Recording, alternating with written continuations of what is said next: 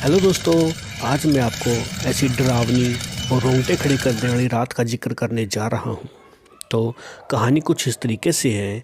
एक बार राहुल की स्कूल की छुट्टियाँ हो जाती हैं और राहुल अपने पिता को कहता है कि पापा आज शाम को जल्दी आ जाना, हम नानी के घर अपनी छुट्टियों के लिए जाऊँगा मैं।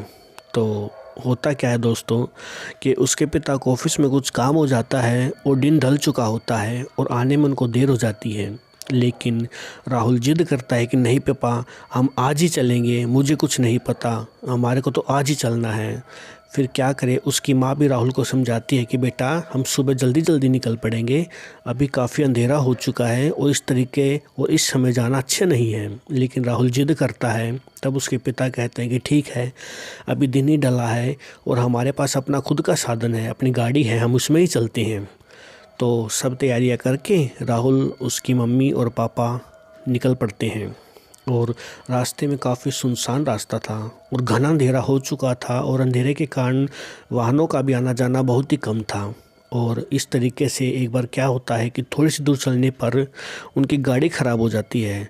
तब राहुल के पिताजी नीचे उतर कर देखते हैं गाड़ी को, लेकिन गाड़ी तो बिल्कुल ठीक थी, किसी तरह की कोई दिक्कत नहीं थी।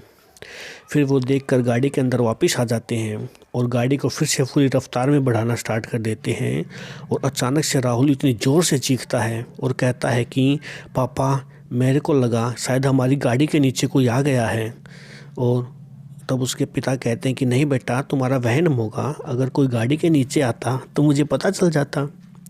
उस बात को इग्नोर करते हुए आगे बढ़ चलते हैं और थोड़ी दूर जाने के बाद ही उसके पिता की भी एक चीख निकलती है, क्योंकि उनको शीशे के अंदर इतना खौफनाक और भयानक चेहरा दिखाई देता है जिसके उसके पिता भी चीख मारने लग जाते हैं।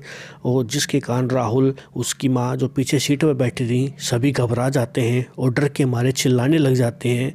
तब राहुल के पिता हौसला संभालते हैं और राहुल को कहते हैं कि तुम अपने मामा को फ़ोन करो, शायद वो हमें लेने के लिए आ जाए, इस तरीके से तो गाड़ी हम आगे नहीं चला पाएंगे, मैं भी डर रहा हूँ।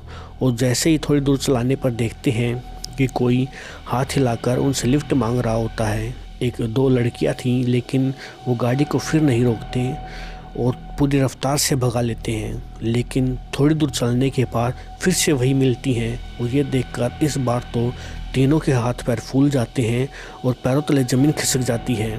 लेकिन फिर वो अपने फ़ोन करते हैं और अपने मामा को फ़ोन मिलाते हैं और उसका मामा कहता है कि ठीक है, आप वहीं रुको, मैं भी आपको लेने के लिए आता हूँ।